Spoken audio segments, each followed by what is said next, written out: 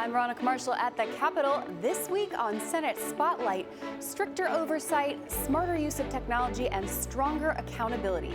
If you ask Senate Republicans, that's what it'll take to fight fraud in Minnesota. Our state agencies have to do better. Plus, Minnesota banned seclusion in schools for its smallest learners. But what we didn't do was provide school districts with an alternative. We have an update on the work to provide new resources for educators. That's all coming up. Senate Spotlight is produced by the Minnesota Senate and Senate Media Services. The amount of fraud found in Minnesota has become a national talking point. Now, Senate Republicans share their plan on how to stop the fraud and save taxpayers dollars. Senator Mark Koran has a bill specifically aimed at increasing government accountability. He joined us in the studio to talk about his latest efforts to fight fraud. Senator, thank you for being here. My pleasure.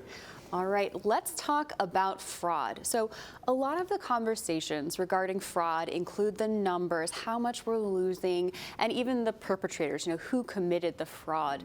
But recently, it seems like a lot of the conversations are revolving around the victims and people who are being hurt by the fraud. So what are you hearing about that? Yeah, so people who listen to me, what we focused on, which kind of gets the headlines, right? $1 billion in fraud, $9 billion in fraud. Is that legit? I think it is.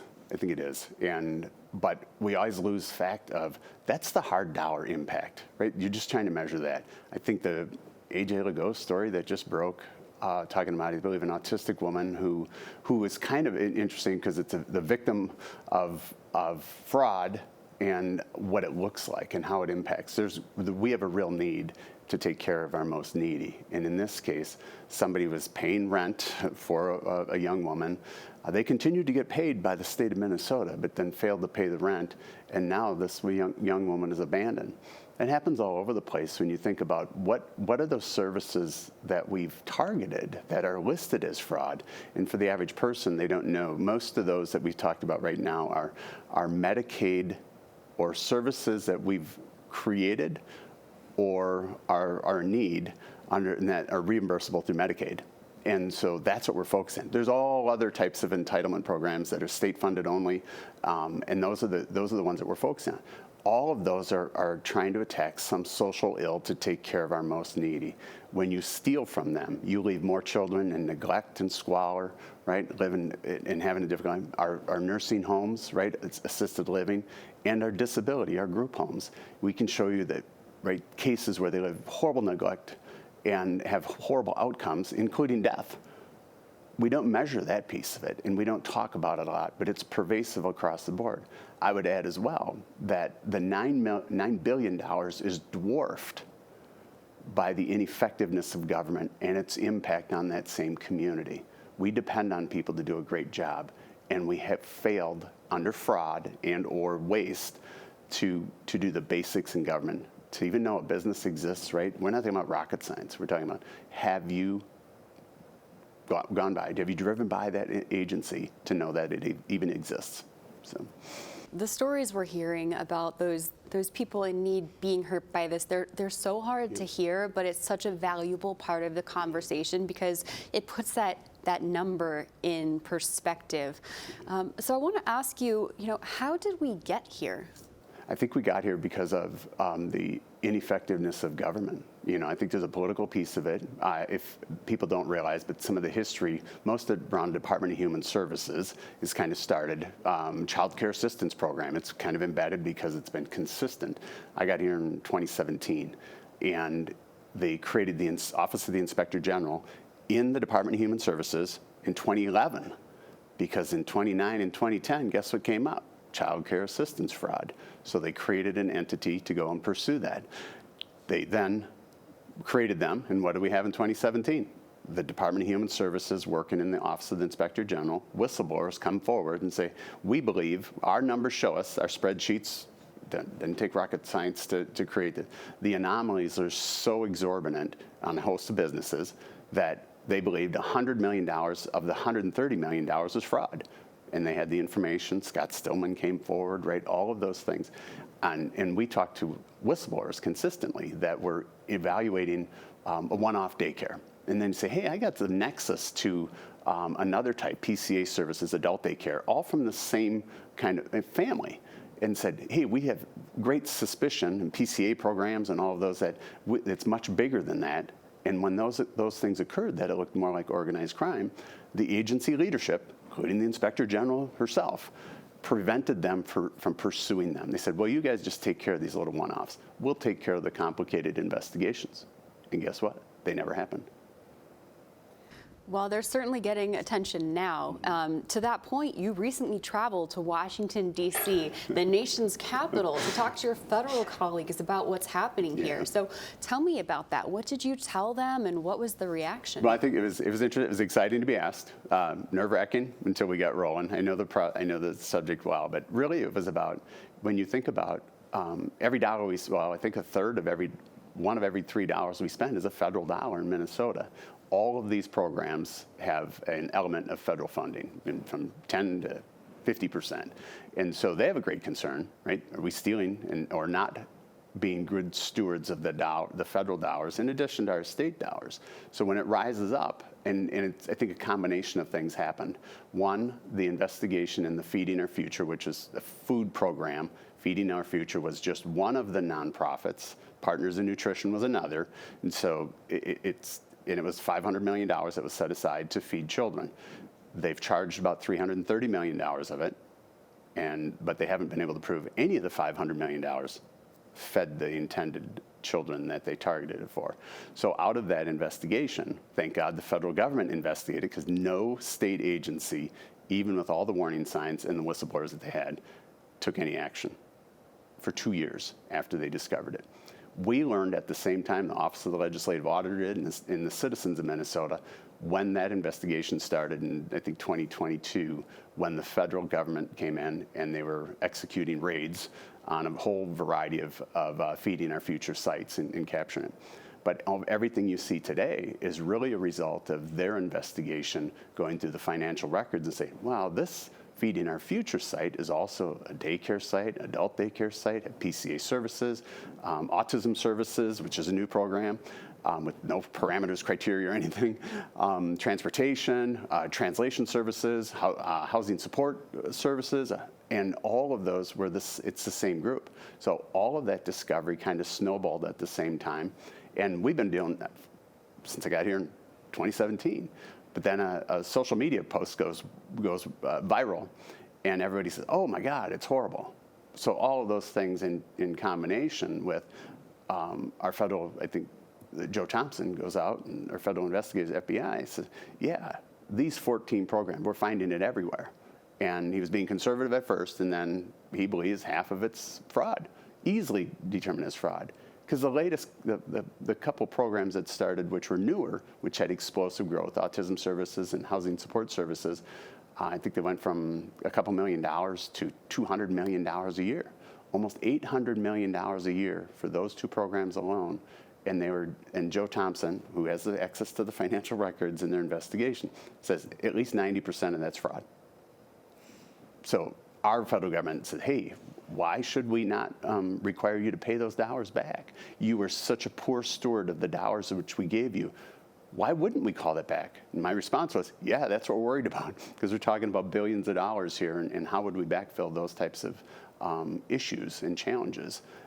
In the reality, when it's 90% fraud, our taxpayers also want a refund for the money that we allow to be stolen, and stolen from the most needy in Minnesota. Do you think the federal government can be a good partner for us in countering this fraud here, or is it something that we as Minnesota need to figure out internally? It's a both. So yeah, I was kind of pleased with the hearing. Normally they do the rigid 5 minutes, but it was a little bit more relaxed from that environment, that we actually started to talk about what are the solutions. It's absolutely required. The federal government, I didn't use my one line that I did it after the committee, but Senator Hawley, the bane of the existence of a state legislator is terrible federal law. And so we did talk about things like simple things people don't understand. Like when we're doing eligibility determination for somebody in Minnesota, we do it individually, and on almost every single individual that we do a determination for eligibility is based upon 1 to 3 self-attestations. Well, if that's what we do, then we can get rid of the Department of Revenue auditors, because I can just self-attest everything true, accurate, and correct and be done. We can't allow that. And so we've got to do individual verification, identity validation, a whole host of things. But the federal government can impose those things or require those or tighten up the eligibility criteria and standardize the eligibility criteria, because it varies from the dozens of programs that exist.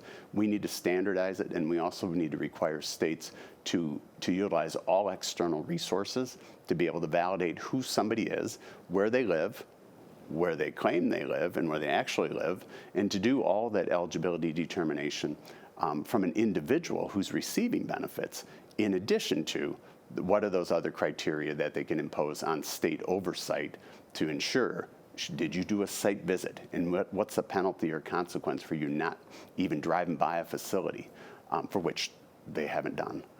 So there is a good combination. We did have a really good dialogue. If one of the testifiers was from LexisNexis, those types of data aggregators in the financial side, we could have a highly intensified eligibility determination using the best of technologies to guarantee those who we determine should get benefits receive them. Speaking of what we can do here in the state, given our current political climate, we're pretty evenly split with the different caucuses. You're as even as you can get. Yes. So do you find this to be a bipartisan issue? No, we wouldn't be here if it was a bipartisan issue. So the governor's refused to require his agency personnel to do the things that are necessary, right? They are the ones, they were very well aware, and all of his agency personnel, the Office of the Legislative Auditor, audit just on the Feeding Our Future, had nonstop issues from 2017 on the Feeding Our Future nonprofit, and yet they granted them $220 million, right? So that's a huge problem.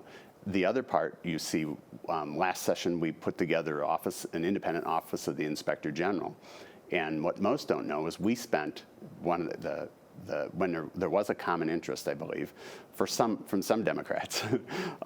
We met every Monday from 5 o'clock till at least 7 o'clock, every week of the legislative session, 25 people. Republicans, Democrat, House, Senate, nonpartisan staff,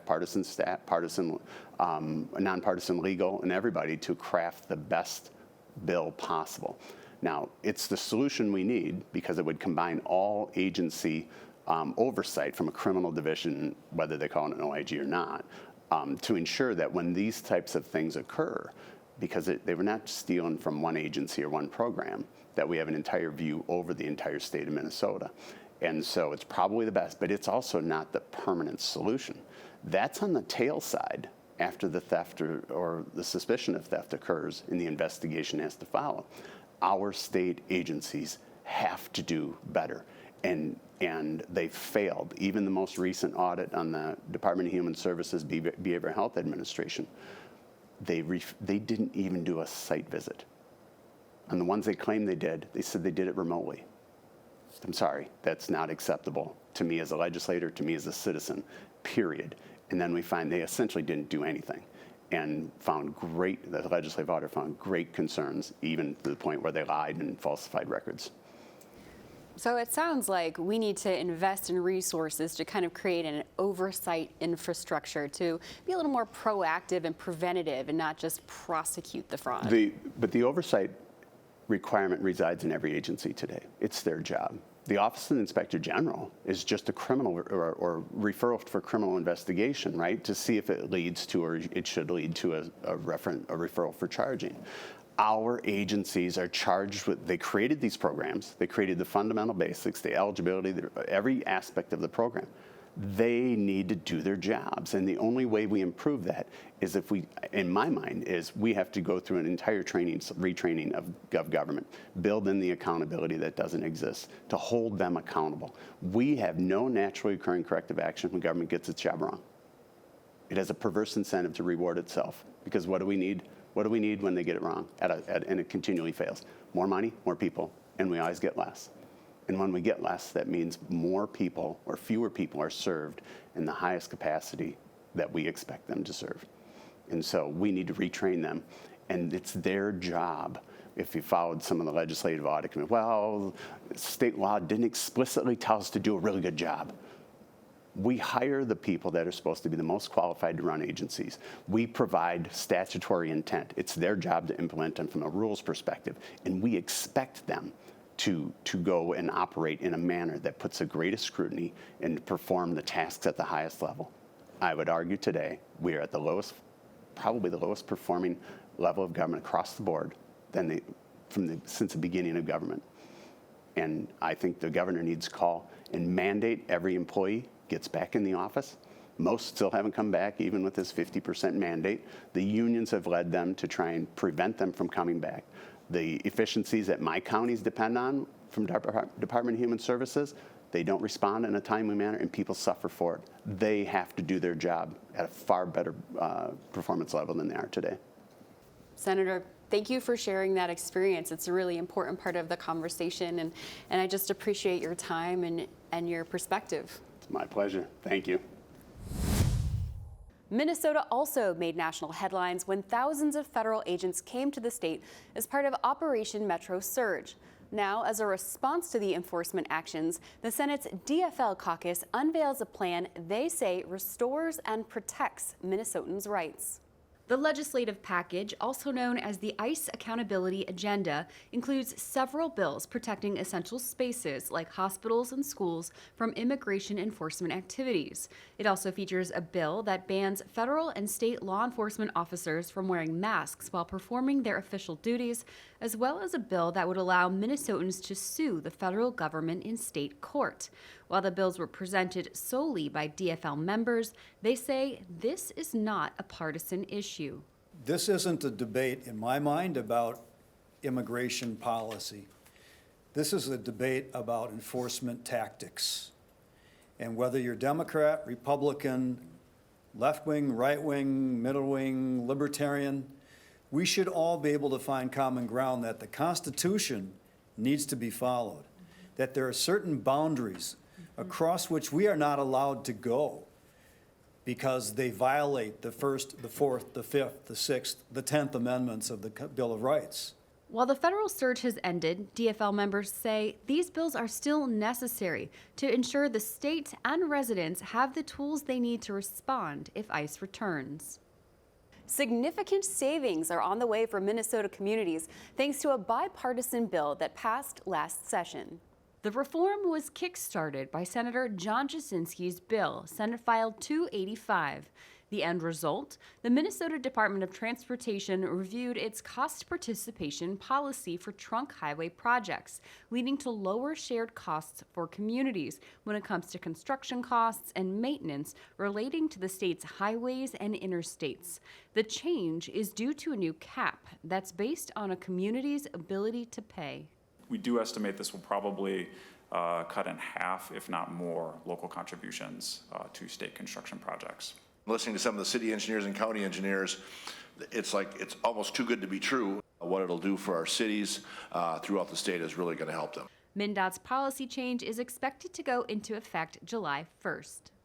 When students become dysregulated, Minnesota schools have the ability to remove them from the classroom to cool down in what's called a seclusion room.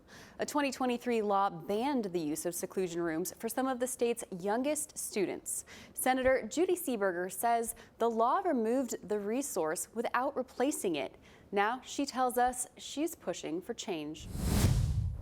Senator, it's great to see you. Thank you for being here. Thanks for inviting me. Absolutely. So let's start at the top. Not everyone knows what seclusion in schools means. So what is it? Seclusion is one of the tools that teachers can use with students who are severely dysregulated and perhaps aggressing toward others. We have some parameters around its use in the state of Minnesota. What it is not a disciplinary tool or a way to control behaviors. It is a tool in the toolbox to use to keep people safe when there's an emergency. I know that there are a lot of misconceptions around what it is and what it isn't, so being very clear about that is helpful. To that end, the current law was passed in 2023. You have some concerns with it, so take me through what the current law is and what those concerns are. So what we did in 2023 was ban the use of seclusion up through grade 3. And what we didn't do is provide school districts with an alternative or something, another tool to fill in the void left by the ban on seclusion. It's also important to remember that seclusion is only appropriate to be used when it's an emergency. And I think it's important to understand what an emergency is. It is defined in statute. It means a situation where immediate intervention is needed to protect a child or other individual from physical injury. So it's not when there's just generally unruly behavior or a student is being disrespectful or sassy. That's not what we're talking about here. We're talking about a student that aggresses toward another person, putting either the student or the other person's safety in danger. Right, so you're saying that it's meant to protect, not punish, and I think that's a really great distinction to make here. Another piece of this debate is that there are supporters of the law as it is. So, to the best of your ability, can you take me through their arguments? Absolutely. So people support the ban on the use of seclusion up through grade 3 because we heard a lot of stories of it being used inappropriately, used as a disciplinary tool or to punish or for situations or behaviors that did not constitute emergencies. We've heard horror stories of students who experienced additional trauma from being put into seclusion. And of course, it's not appropriate to be used with a student who will experience more trauma. It's not appropriate to use it as a disciplinary tool. There are other states that have no parameters around the use of seclusion, and I think we see some stories of really horrendous events around students who are secluded in ways that are completely against what we do here in Minnesota. In Minnesota, we put up parameters to ensure that it's not used as discipline, it's not used for punishment, it's not used for other behaviors that don't rise to the level of an emergency. So unfortunately, the students who have been harmed by the inappropriate use of seclusion or the unlawful use of seclusion have really driven the argument to ban it altogether. And my argument has always been, let's look at the misuse of it and address that, not take away the tool altogether. Yeah, I mean, that makes sense because, just taking away the tool, as you said, removed necessary resources and tools for educators. But the other side argues that it can be used inappropriately. So, both of those things must be addressed. And to that end, you drafted your own bill looking to adjust the use of seclusion in schools. And you worked with those advocates to get something everyone was comfortable with. It passed in the Senate. It didn't pass in the House. So where do we stand now? Where we stand is the issue was referred to a working group. And kind of the joke around the Capitol is if you want an issue to die, put it in a working group. But we worked really hard. We had a great group of people who sat down and really talked about the issue. We heard from educators in the special education space. We heard from advocates in the parental rights and disability law space. We heard from parents on both sides of the issue. We took a lot of testimony and a lot of information to come up with recommendations. It was a difficult vote at the end, coming up to the recommendations that we ultimately included in the report.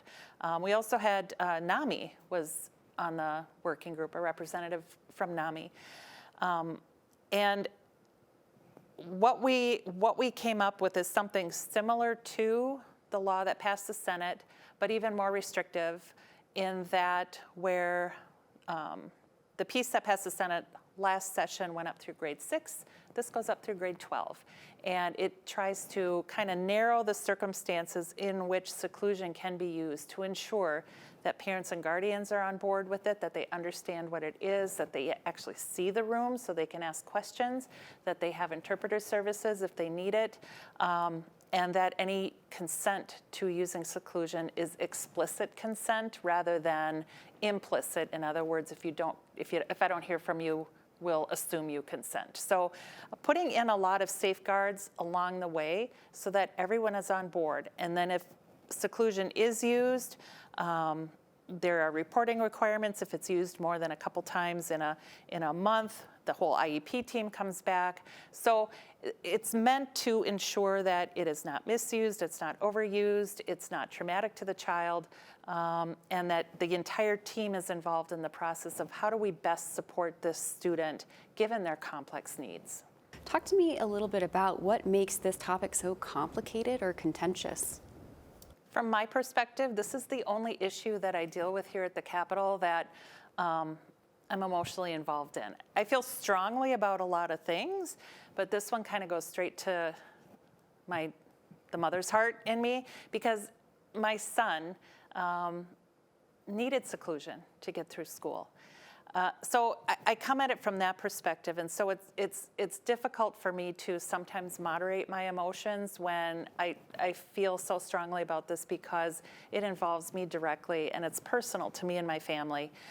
And at the same time, the advocates on the other side of the issue, I think, come from the same place. So when you start to talk about your kids, it can get difficult to keep your emotions in check, especially when you have a child with complex needs like I do, and like a lot of the parents on the working group do.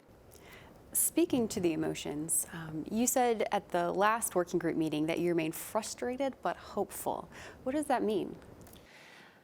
That's kind of how I felt the whole time I've been working on this issue.